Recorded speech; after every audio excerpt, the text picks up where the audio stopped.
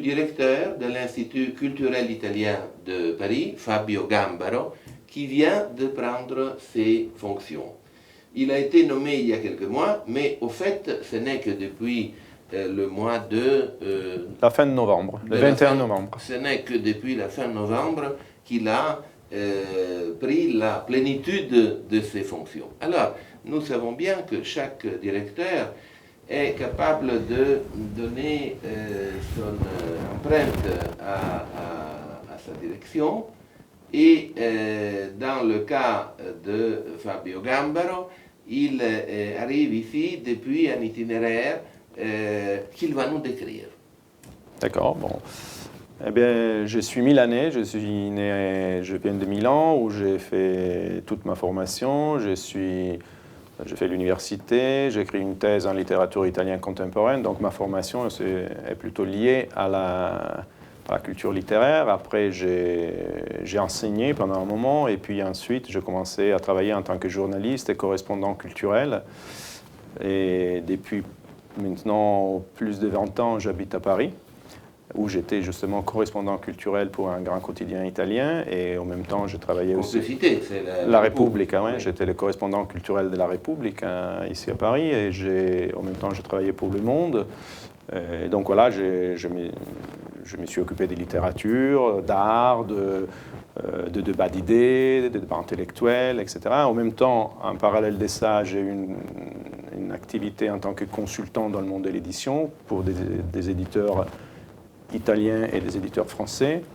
Et j'ai aussi beaucoup organisé des événements culturels, des festivals, des cycles de lecture, de débats, etc. Et notamment, l'année passée, j'ai créé ce festival dont le titre est Italissimo, qui était un festival de culture et de littérature et culture italienne qu'on a créé ici à Paris, qui a eu un grand succès. On avait invité d'honneur l'année passée Alessandro Baricco et puis d'autres écrivains, etc. Donc voilà, ça c'est un peu mon parcours qui est centré effectivement sur la littérature. Et Italissimo va continuer. Ouais, il y aura, en 2017, il y aura une deuxième édition. Cette année, l'invité d'honneur sera Roberto Saviano. Et voilà, et donc il y aura d'autres écrivains, il y aura aussi des artistes, parce qu'il y aura une exposition de Emilio Isgro et beaucoup d'autres choses. Voilà, je crois que parmi les partis pris de ta direction, il y a l'idée de s'adresser essentiellement au public français pour le concerner dans les problématiques de la culture italienne. Cela ne veut pas dire négliger, bien sûr, le public italien, mais disons qu'il y a un regard de préférence face au public français. Je pense que la mission d'un institut culturel italien aujourd'hui, c'est de faire la promotion de la culture italienne. Alors la promotion, on l'a fait auprès du public, dans le cas français, de la France, du public français. Je ne m'adresse pas prioritairement aux Italiens, bien qu'ils sont nombreux, les Italiens ici à Paris. Et bien évidemment, ils sont toujours les bienvenus. On est très content de les accueillir à l'Institut culturel italien. Mais notre mission, c'est de faire découvrir la culture italienne aux Français. Donc c'est pour cela qu'on va essayer quand même de privilégier la langue française, ou en tout cas privilégier le fait qu'il y ait toujours une traduction quand on parle en italien. Parce qu'on veut que le public français, même celui qui ne parle pas la langue italienne, puisse venir chez nous, suivre des débats, regarder des films, écouter de la musique, parce que c'est le public qu'on veut toucher en premier. Évidemment, il y aura toujours des activités qui seront faites en italien, parce que par exemple, si on a un monologue théâtral d'un acteur italien, il sera en italien. Et puis, bien évidemment, dans notre soirée, il y aura toujours des invités italiens, des artistes, des écrivains, des philosophes, des designers, etc., qui parleront italien. Mais on aura toujours le souci de les traduire, d'avoir une traduction pour permettre aux Français de suivre toutes nos activités, parce que je pense que c'est la mission prioritaire. voilà. Et après, effectivement, on a une partie du public italien qui va venir, et avec ce public, bien sûr, il peut imaginer que le fait de parler français, c'est peut-être moins intéressant pour eux, etc. Mais ce qui est important, c'est qu'à ces publics, de toute façon, comme notre idée, c'est de proposer le meilleur de la culture italienne, donc pour le public italien qui habite à Paris, il aura toujours la possibilité de venir à l'Institut parce qu'il y aura tout ce qui s'est fait de mieux dans la culture italienne aujourd'hui. Voilà, là tu as fait référence à un sujet passionnant, c'est-à-dire l'attitude des Français face à l'Italie et à la langue italienne. Il y a aussi des Français qui aiment beaucoup écouter la langue italienne et, dans la mesure du possible, même la parler. Mais alors, cela me suggère une question d'ordre plus général, c'est-à-dire quel est ton sentiment au sujet de la perception française de la culture italienne du passé et également culture italienne contemporaine. Ben, disons qu'en général, j'ai l'impression, j'habite en France depuis plusieurs années, donc je commence à avoir une certaine habitude. Les Français, ils sont très bien disposés vis-à-vis de la culture italienne. Ils aiment l'Italie, ils sont plutôt sympathiques avec les Italiens et avec la culture italienne. Donc il y a un grand intérêt, il y a une grande disponibilité. Le problème, c'est qu'après, ils ont une connaissance de la culture italienne qui est, je ne dirais pas stéréotypée, mais qui est limitée à certains aspects de la culture italienne. C'est-à-dire qu'ils connaissent les grandes villes des cultures et d'art italiens. Ils ont peut-être pas tous les Français, mais la plupart des Français ont voyagé, ils ont passé des vacances en Italie, donc ils ont vu Florence, Rome, etc. Voilà. Et à peu près tous les Français, ils ont aussi... Et donc ça, c'est pour la grande culture du passé. Donc ils connaissent tout ce qui est essentiel. Et après, de la culture contemporaine, par contre, ils connaissent moins parce qu'ils se sont un peu arrêtés à la grande époque de l'après-guerre, les années 50, 60, l'époque du cinéma, la Dolce Vita, tout ça. Ils sont restés un peu liés à cette image de l'Italie. Encore aujourd'hui, pour eux, l'Italie, c'est l'Italie, effectivement, de la Vespa, de Gasme, Tognazzi, etc. Alors que moi, je pense que la mission de l'Institut, c'est aussi, bien sûr, de célébrer la tradition, et on le fait, de célébrer les grands noms de notre tradition, de notre grande tradition culturelle dans tous les domaines, mais aussi de faire découvrir la culture vivante d'aujourd'hui, la culture contemporaine. Oui. C'est pour cela que, par exemple, pour prendre l'exemple du cinéma, bien sûr, on fait des soirées pour consacrer ou pour souligner l'importance de certains grands chapitres de notre tradition cinématographique. On peut faire des soirées sur Fellini plutôt que sur Antonioni, plutôt que sur d'autres moments de notre cinéma, mais en même temps, on va faire un effort, on fait un effort de faire des cycles de cinéma contemporain, c'est-à-dire des films de ces 2-3 dernières années, des films qui n'ont pas de distribution en France, donc que les Français n'ont pas pu voir au cinéma, parce qu'il y a beaucoup de films italiens qui n'arrivent pas en France. Et donc, on essaye de leur proposer des films de qualité. Souvent, c'est des films qui ont été primés dans des festivals, qui ont eu de nombreux marques de reconnaissance par la critique, etc., mais qui n'ont pas de distribution en français. Donc voilà, nous on essaye de les proposer avec une certaine régularité, etc.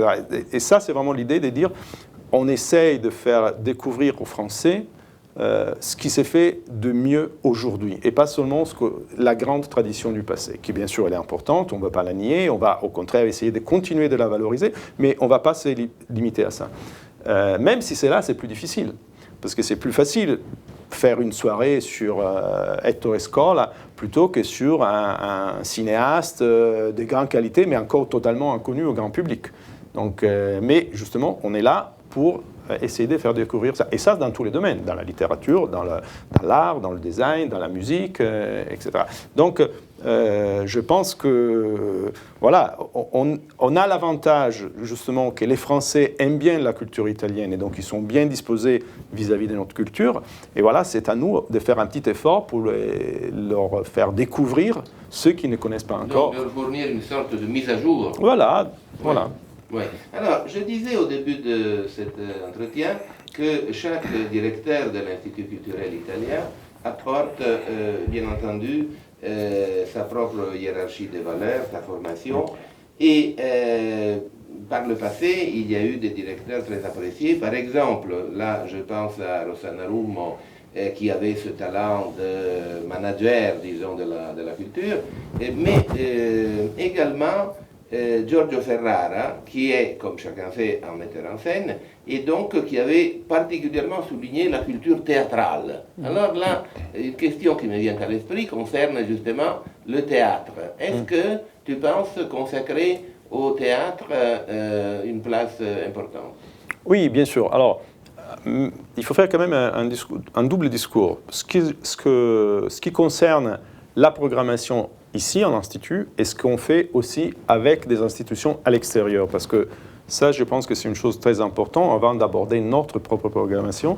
C'est que je crois que l'Institut culturel italien doit être, bien sûr, un lieu de dialogue dans ses murs, entre la culture italienne et la culture française, mais doit être aussi une institution qui dialogue avec les institutions françaises, c'est-à-dire avec les musées parisiens, avec la Bibliothèque nationale, avec les universités, avec les théâtres, etc. Donc, je vais essayer le plus souvent possible de créer des partenariats avec ces institutions et en tout cas de les accompagner, de les aider avec mes moyens, dans la mesure du possible, pour toutes leurs initiatives qui peuvent concerner la culture italienne. Donc ça veut dire, si la Cinémathèque française, parce que là on est en train de parler de cinéma, fait comme elle l'a fait, une rétrospective consacrée à Bellocchio, ben, en tant qu'institut, on y participe, on va essayer d'accompagner cette manifestation. De toute façon, avec les théâtres parisiens, avec une manifestation comme Face à Face, qui est presque maintenant désormais pratiquement financé que par l'Institut culturel italien, c'est-à-dire qu'on va favoriser un certain nombre de compagnies théâtrales qui ne sont pas encore connues, ou des spectacles d'acteurs, ou des dramaturges qui ne sont pas encore connus en France. On va les aider à monter des spectacles dans les théâtres parisiens, dans les différents théâtres parisiens. Donc pas chez nous, mais dans les théâtres. Et donc ça, c'est déjà une façon. Mais on va aussi essayer, et ça c'est pour répondre plus directement à ta question, de faire aussi un peu de théâtre chez nous. Alors le problème, c'est que chez nous, on n'a pas une véritable salle théâtrale, donc il faut être conscient de ses propres limites. Mais on va avoir soit des monologues, soit des mises en espace. On n'aura pas évidemment un grand spectacle avec 45 acteurs parce qu'on n'a pas les moyens de faire ça. Mais par exemple, prochainement, on pourrait avoir par exemple un acteur qui vient ici jouer Mistero Buffo de Dario Fo plutôt que d'autres choses de ce type. C'est-à-dire, on va continuer. Mais évidemment, on ne doit pas seulement faire du théâtre. L'attention d'un directeur d'un institut culturel italien, c'est justement d'essayer de proposer dans tous les domaines. Et en sachant qu'aujourd'hui, il y a aussi l'idée que la culture, l'idée des cultures s'est élargie par rapport au passé. Dans le passé, peut-être, on se disait la culture, c'est la littérature, le cinéma, les théâtres, l'art. On s'arrêtait là.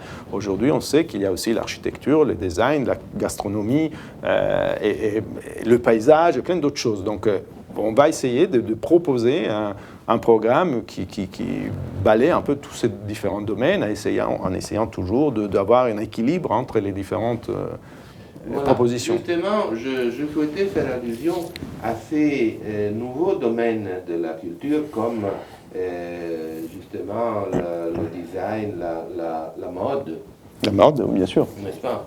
Et ce sont des secteurs d'excellence pour l'image internationale de l'Italie que, bien sûr, l'Institut culturel n'a jamais négligé et à plus forte raison aujourd'hui, au fil du temps, il est juste de s'y consacrer.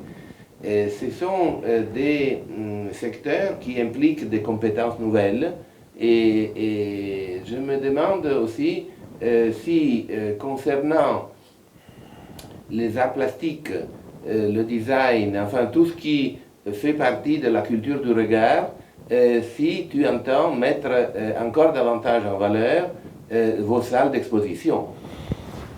Dans la mesure du possible, oui. Après, il faut faire, comme je disais, après, il faut faire voir la réalité en face. On n'a pas des énormes moyens, donc on ne peut pas monter des énormes expositions, mais bien sûr, on essaiera dans les mois à venir d'avoir un certain nombre d'expositions. Là, on commence avec une exposition consacrée à Mario Dondero, le photographe. Oui. Un peu plus tard, il y aura cette exposition dont j'ai déjà fait allusion tout à l'heure d'Emilio Esgro. Il y aura probablement une exposition sur Maria Callas un peu plus tard. Enfin, donc il y aura d'autres expositions de photographie, etc. Il y aura une exposition probablement consacrée à la Première Guerre mondiale. Donc là encore, on va essayer de faire dans les différents domaines. Et bien sûr, disons que l'exposition, c'est important parce que c'est quelque chose qui reste dans le temps par rapport à un événement, une soirée où on parle, je ne sais pas, on a fait une soirée sur Chacha par exemple, ben, c'est une soirée et ça s'arrête là. Et alors que l'exposition, ça reste dans le temps, ça permet aux gens de venir, de retourner, et donc créer une continuité aussi dans le temps. C'est vrai que les conférences et les débats s'arrêtent au moment de leur conclusion. Mais quand même, enfin, nous on a dans le site de oui, bien sûr, mais voilà, mais les bémols, c'est ça. Voilà. C'est que certains, pas tous, parce qu'évidemment, encore une fois, c'est un problème des moyens, etc. Mais certains de nos soirées, certaines des rencontres qu'on organise, on essaie de les filmer. Peut-être pas entièrement, mais on fait des petits films qui sont après sur notre site, on peut les regarder, et donc ça laisse quand même quelque chose. Mais je disais que ce que je pensais, c'était plutôt par rapport à l'édifice, au bâtiment, à ce très beau bâtiment qui est l'hôtel des Galifets. Effectivement, une soirée sur Chacha commence à 7h, termine à 9h, 9h30, et puis c'est fini. Alors qu'elle a une exposition, il va rester ici 3-4 semaines. Donc ça fait vivre différemment le lieu. Voilà. Oui, alors je veux rappeler pour les quelques rares visiteurs de notre site qui ne le savaient pas, je tiens à rappeler que l'hôtel de Galifet est un immeuble patricien du XVIIIe siècle de très grande qualité architecturale et aussi contenant des mémoires historiques de grand intérêt. Il suffit de penser que dans ce même bureau où nous sommes, travaillait à son époque le légendaire Talleyrand. Donc, quelle responsabilité de se retrouver au même bureau que Talleyrand. Que le ministre des Affaires étrangères de Napoléon, quand même. Oui, oui, ça fait... Napoléon, mais qui avait traversé toutes les phases, à partir de l'Ancien Régime, en passant par la Révolution, Napoléon et la Restauration. Et la Restauration. Non, bien sûr, évidemment. Les lieux ici sont chargés d'histoire. Et de temps en temps, il faut un peu l'oublier, parce que sinon, on ne ferait rien, parce qu'on serait un peu paralysé. Le poids de l'histoire. Évidemment, nous, on est à une échelle beaucoup plus petite et limitée. Mais bon, on va quand même essayer de valoriser les lieux, parce que quand même les lieux sont très beaux. C'est, pour qui n'a jamais encore été à l'hôtel des Galifets, il faudrait venir, parce que vraiment il faut venir rien que pour voir l'hôtel des Galifets. Donc on essaie de le valoriser au maximum, et effectivement les expositions, c'est aussi une façon de valoriser l'architecture du bâtiment, etc. Mais disons qu'on essaye avec toutes les manifestations toujours comment on peut dire, de permettre aux gens de découvrir effectivement l'histoire qui est présente dans ces lieux. Alors évidemment, nous aujourd'hui, on continue cette histoire avec notre présence, avec les choses qu'on fait. Et voilà, bon, je répète, on est évidemment à un autre niveau et à une autre échelle. Mais bon, quand même, on essaye de continuer à faire vivre ces lieux. Voilà, donc des programmes qui sont ambitieux, tout en tenant compte, bien sûr, des limites qui sont imposés par 1000 contraintes, mais de toute manière, les programmes sont ambitieux. La base, la matière première est bonne parce que la culture italienne est très riche. Très riche et l'une des cultures.